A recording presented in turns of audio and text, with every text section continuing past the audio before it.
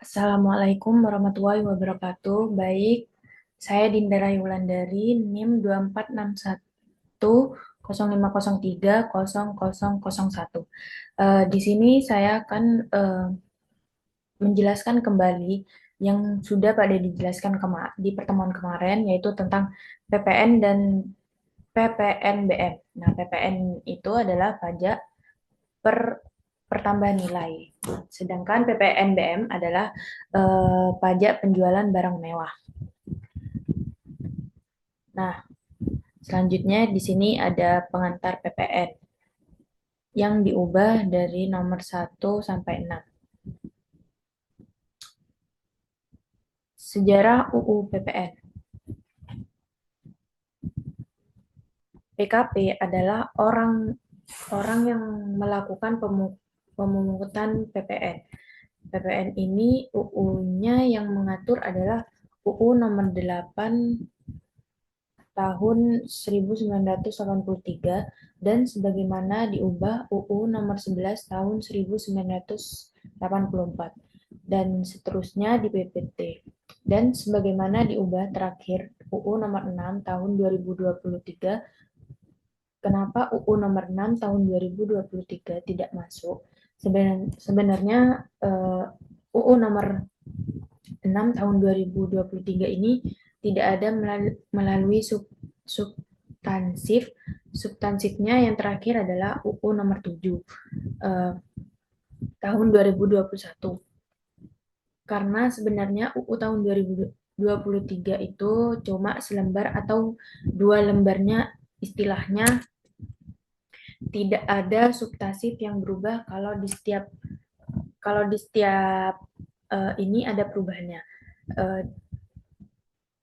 Di sini adalah update dari UU yang lama untuk memudahkan kita membaca UU SDSN. Kalau UU SDSN ini sudah dirangkum klaster-klasternya. Klasternya itu PPH atau PPN atau yang lain. Di sini PPN pasal 1 ini terakhir diubah pada UU nomor 28 tahun 2007.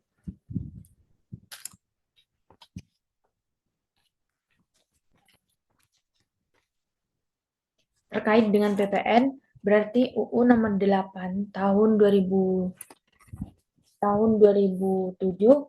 Di sini kalau bintangnya ada di UU nomor 6 tahun 2023, ini yang bintang-bintang ini adalah menyerapkan bahwa ini diatur di UU yang mana. Kalau nggak ada bintangnya, diatur oleh UU yang pertama. Yang pertama adalah UU nomor 8 tahun 1983. Terus UU PPN menurut sejatinya, menurut istilah, UU itu adalah UU PPN 1984. Istilahnya adalah tidak populernya juga kita belajarnya udah sampai PPN UU HPP karena HPP itu yang terakhir.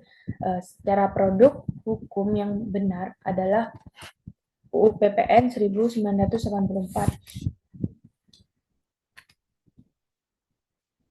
Kenapa 1984?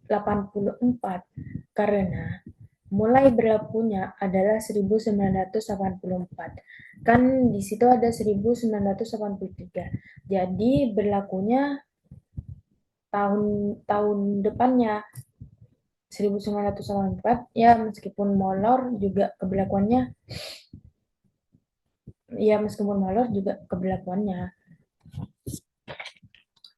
Selanjutnya, sebutan untuk dasar hukum PPN.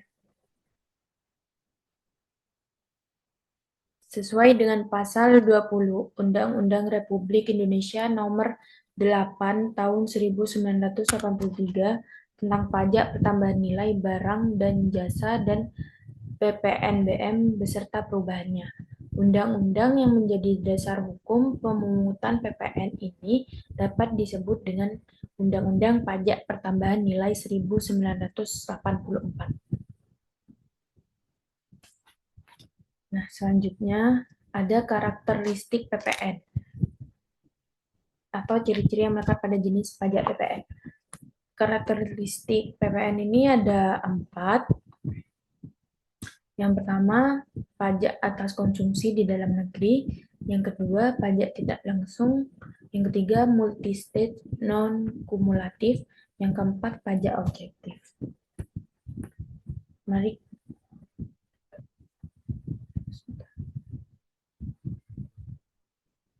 Nah, untuk karakteristik PPN yang pertama, pajak atas konsumsi di dalam negeri, yaitu pajak atas konsumsi di dalam negeri. Nah, jadi di sini adalah PPN ini bukan pajak atas kegiatan bisnisnya. Jadi PPN pajak ini tidak dikenakan untuk kegiatan bisnisnya, tapi untuk pemikul bebannya. Pemikul bebannya adalah konsumen, jadi dikatakan si pembeli barang, si penerima jasa, dan seterusnya. Terus PPN mengatur destination, prinsip tujuan. Terakhir, pajak dikenakan di tempat tujuan barang atau jasa akan dikonsumsi, jadi di mana barang itu atau sorry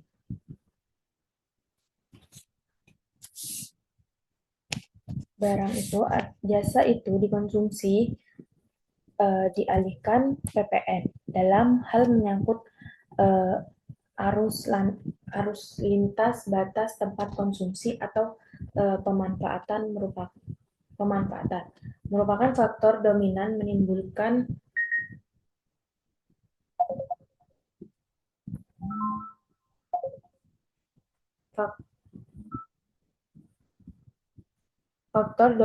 menimbulkan utang pajak. Ya, karena tempat konsumsinya atau pemanfaatan akan atas konsumsinya itu di mana jika di dalam negeri ya kena PPN. Kalau di luar negeri berarti ya tidak pernah. Namun di sini istilahnya adalah darah pabewan atau luar darah pabewan. Karena apa? Karena jika juga nggak semuanya di dalam negeri itu dikenakan PPN. Misalnya di Batam. Nah, di situ itu tidak dikenakan PPN karena kawasan pedagang bebas dan pelabuhan bebas. Jadi di Batam itu tidak ada PPN. Maka di sini ini daerah Pabean itu apa wilayah NKRI yang minus yang dikecualikan. Kenapa Batam tidak dikenai pajak? Nah, jadi gini ceritanya. Kita kan pemerintah ingin menarik para investor untuk membangun pabrik di Indonesia. Ya udah deh, untuk nanti kamu ini ya bikin pabrik di Indonesia. Tapi nanti nggak kena PPN kok. Yang penting masih di dalam Batam aja, nggak kemana-mana. Siapa tahu kan mereka bikin produksi barangnya di wilayah Batam terus dijual ke negaraannya sendiri, ke negaranya sendiri. Misalnya perusahaan dari Jepang, kemudian pabriknya di Batam, terus kemudian jual lagi ke Jepang. Jadi dia kan nggak perlu kena PPN karena di luar daerah Pabewan, Pabewean. Karena itu untuk menciptakan lapangan kerja dan bisa menambah perekonomian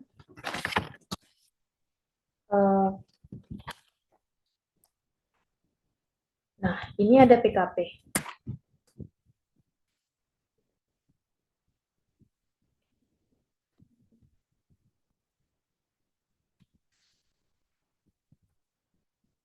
Bentar ya, guys.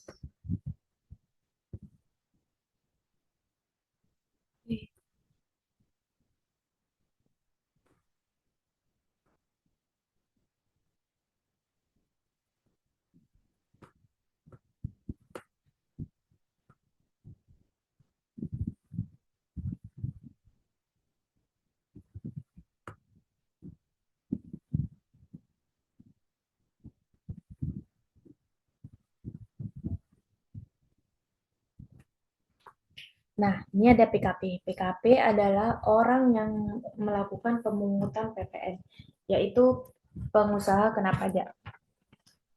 Pengusaha kena pajak melakukan penyerahan barang kena pajak atau BKP, barang kena pajak tidak berwujud atau BKPTB, jasa kena pajak atau JKP dari daerah pabean keluar daerah pabean. Misalnya dari dalam negeri ke luar negeri itu PPN-nya adalah 0%. Bukan tidak dikenakan tidak dikenakan bahasanya. Itu dikenakan PPN tapi tarifnya 0%. Beda ya. Eh, Beda sama dengan 000 ya. Kalau misalkan penyerahan dari dalam negeri ke luar negeri tidak dikenakan PPN, tidak. Jadi bahasanya adalah PPN tidak. Jadi bahasanya adalah ketika pengusaha kena pajak melakukan penyerahan dari dalam daerah pabean keluar daerah pabean itu dikenakan PPN 0%. Ini adalah ekspor. Ini adalah ekspor barang. Terus kemudian ketika dari luar negeri melakukan penyerahan ke dalam negeri, otomatis PKP adalah ada di dalam negeri. Kalau di luar negeri gak ada PKP. Karena yang melakukan pemungutan PPN adalah yang ada di dalam negeri. Karena PPN adalah pajak konsumsi dalam negeri. Misalkan dari luar negeri melakukan penyerahan PKP di dalam daerah pabean berarti dikenakan PPN sebesar 11%. BKP atau BKPTB atau JKP kalau misalkan dari PKP kepada konsumen sama-sama di dalam negeri berarti di dalam daerah pabean berarti dikenakan PPN sebesar 11%. Kemudian ada lagi dari luar negeri melakukan penyerahan kepada non PKP di dalam negeri atau di dalam daerah pabean berarti dia ditetapkan kena pajak 11%. BKP atau BKPTB atau JKP 11%. 11% ya. Nah, selanjutnya karakteristik PPN yang kedua yaitu pajak tidak langsung. Karena apa? Karena yang nanggung beban pajaknya itu adalah pembeli atau penerima jasa atau konsumen akhir. Sedangkan penjual atau pengusaha jasa PKP-nya ini atau pihak penjualnya hanya menanggung jawab administrasinya saja. Dia melakukan pemungutan PPN, kemudian dia setorkan ke negara. Sebenarnya bukan penjual atau pengusaha yang melakukan pembayaran, tetapi penjual atau pengusaha hanya melakukan administrasi. Memungut PPN kepada pembeli atau penerima jasa sebagai pemikul beban pajak sehingga dia dianggap penanggung jawab untuk pemungutan PPN. Dia bertanggung jawab nih harus memungut PPN-nya sehingga dia bisa menyetorkan ke negaranya ke negara PPN-nya. Makanya ini disebutkan pajak tidak langsung karena bukan penjualnya sebenarnya yang menanggung bebannya, tapi si pembeli atau lawan transaksinya. Nah, selanjutnya karakteristik PPN yang ketiga.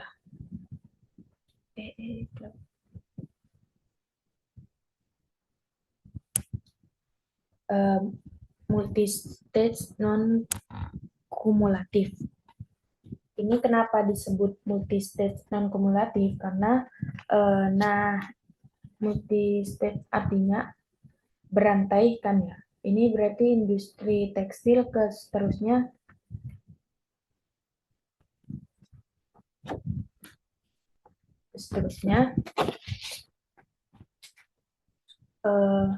jadi multistage itu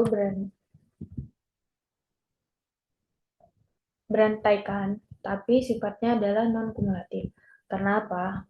Jadi gini, ini harganya 10.000. 10.000 ini ya. Harga produknya atau barangnya Contohnya adalah penyerahan pakaian. Pakaian harganya adalah 10.000. 10.000 kalau dikenakan PPN 11% berarti 10.000 kali 11%. 1.100. 1.100 ini berarti 1.100 ini berarti disetorkan ke negara oleh siapa? Oleh industri tekstil. Industri tekstil itu kan sebagai penjual dan menjual ke industri garmen, terus kemudian industri garmen dia jual lagi ke pedagang besar, dia ambil margin, dia ambil arbu sehingga dia jual 14.000.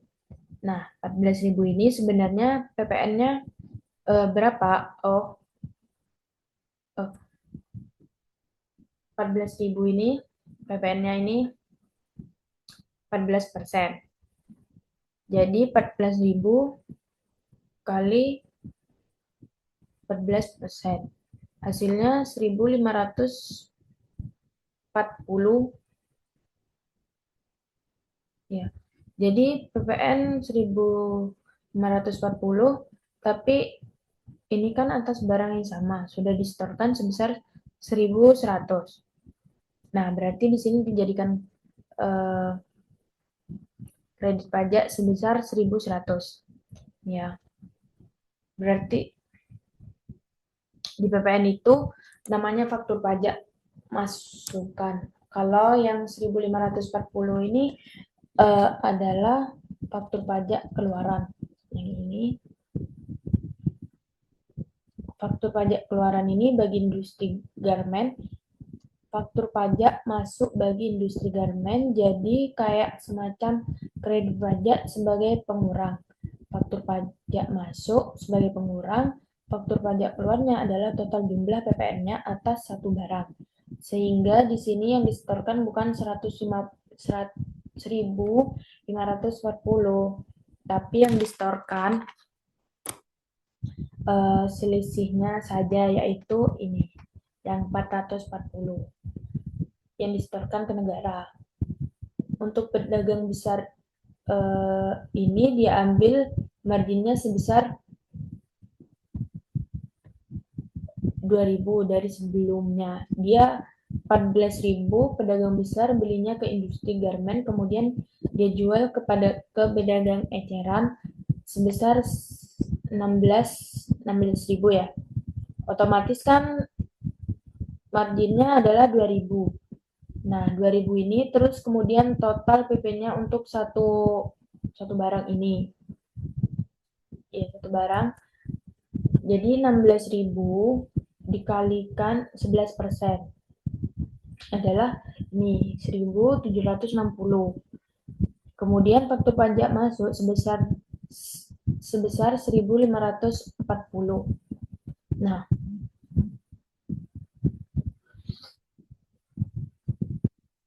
sedangkan faktur pajak keluar adalah 1.760. Sehingga selisih yang harus disetorkan ke negara adalah 220. Ini disetorkan ke negara ya. Sebenarnya 220 ini adalah marginnya. Jadi sebenarnya yang dikenakan PPN itu berantai-rantai adalah ketika sudah melewati yang pertama itu. Adalah yang dikenakan marginnya sebenarnya. Bisa dibilang ini pajak atas marginnya ketika sudah berantai-rantai seperti ini. Terus ini pedagang eceran, dia menjual lagi 17.000. Untung 1.000 diuntung 1.000 sehingga dia bisa aja seperti ini. Jadi 1.000 dikali 11% menjadi 110.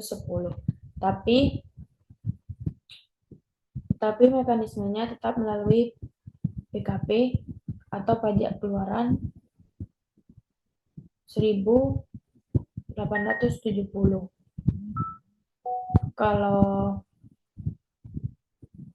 Kalau pajak masuk kan 1.760. Nah, 1.870 ini dapat dari mana? Berarti 17.000 dikali 11%, sehingga jadi PK-nya si pedagang eceran, kemudian 17.000 ini di atas barang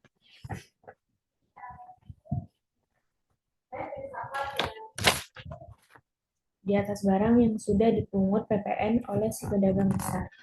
Karena dia pedagang eceran ini belinya ke pedagang besar. Nah, di sini sudah dipungut PPN sebesar 1.760 ya.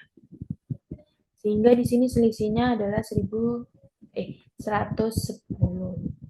hasil dari ini. Sehingga pedagang eceran mengutang PPN sebesar 110. Ya, ya 110.000 rupiah. Iya dong. Nah, terus kemudian berarti di sini konsumen nggak ada uh,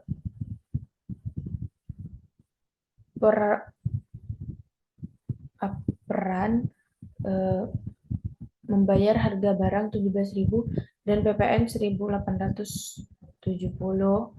Makanya di sini namanya pajak tidak langsung. Iya, pajak tidak langsung juga karena sebenarnya adalah pajak konsumen dalam negeri. Terus selanjutnya di sini ada karakteristik PPN yang keempat yaitu pajak objektif. Timbulnya kewajiban pajak sangat ditentukan oleh adanya objek pajak. Kondisi subjektif subjek pajak tidak relevan, tidak memperhatikan atas asas keadilan pemungutan pajak dalam kesenjangan pajak. Nah, selanjutnya di sini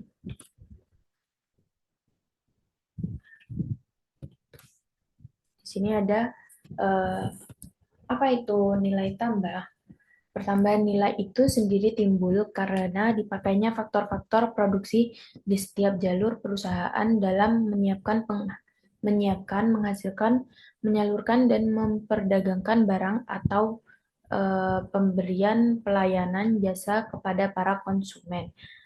Semua biaya untuk mendapatkan dan mempertahankan laba termasuk bunga modal, sewa tanah, upah kerja, dan laba pengusaha adalah merupakan unsur pertambahan nilai yang menjadi dasar pengenaan PPN.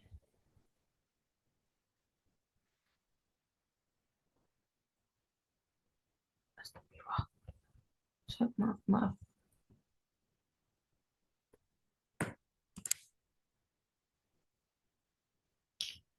Nah, selanjutnya nih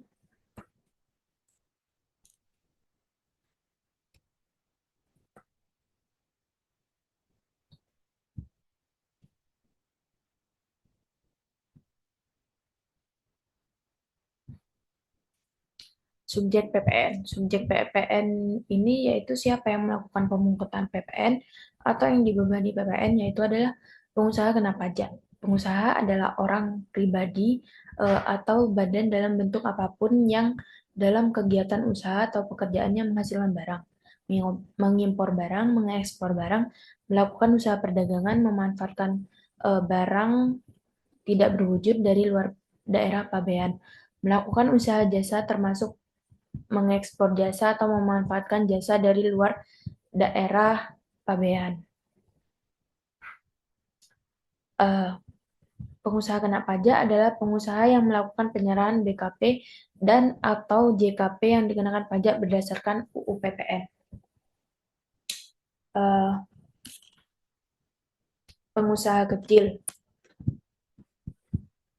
Pengusaha yang selama 1 tahun bukan melakukan penyerahan BKP dan atau JKP dengan jumlah peredaran bruto dan atau penerimaan bruto tidak lebih dari 4.800.000.000. Pengusaha wajib melaporkan usahanya untuk dilakukan sebagai pengusaha kena pajak, memungut, menyetor, melaporkan PPN dan PPNBM terutang kecuali pengusaha kecil yang batasnya ditetapkan oleh Menteri Keuangan. Di sini ada timeline laporan pengukuhan PKP. Kapan pengusaha itu wajib mendaftarkan diri untuk pengukuhan sebagai PKP? Jadi berdasarkan PMK 164 tahun 2023 sampai wajib lapor PKP maksimal akhir tahun buku, misalkan tahun bukunya dari bulan Januari tahun 2024 sampai Desember tahun 2024 melakukan penyerahan tiap tiap bulan dan seterusnya. Sampai di bulan Desember terus tiba-tiba batasnya pada bulan Agustus 2024. Omsetnya lebih dari 4,8 miliar karena bagi pengusaha omset setahun melebihi 4,8 M dalam setahun wajib wajib pengumuman PKP. Tapi kapan paling lambat melaporkan atau mendaftar diri sebagai PKP, yaitu wajib lapor PKP maksimal akhir tahun, yaitu pada eh, bulan 31 Desember dan 1 Januari 2025. Sudah melakukan pemungutan PPN. Selanjutnya ada perbandingan saat pengumuman PKP dan dimulainya kewajiban atau hak PKP. Berdasarkan PMK lama, misalkan peredaran usahanya lebih dari 4,8 M ya. Pada tanggal 31 bulan Agustus 2023, paling lambat batas waktu melaporkan usahanya untuk dikukuhkan sebagai PKP adalah akhir bulan berikutnya, berarti tanggal 30 bulan September 2023. Sedangkan PMK yang baru, misalkan peredaran usahanya lebih dari 4,8 M pada tanggal 21 bulan Agustus 2024, paling lambat batas waktu melaporkan usahanya yang dikukuhkan sebagai PKP pada tanggal 31 bulan Desember.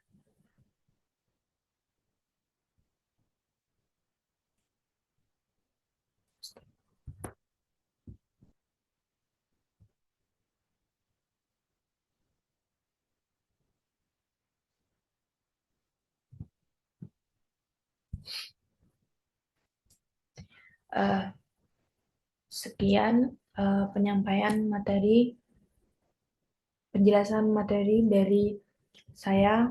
Wassalamualaikum warahmatullahi wabarakatuh.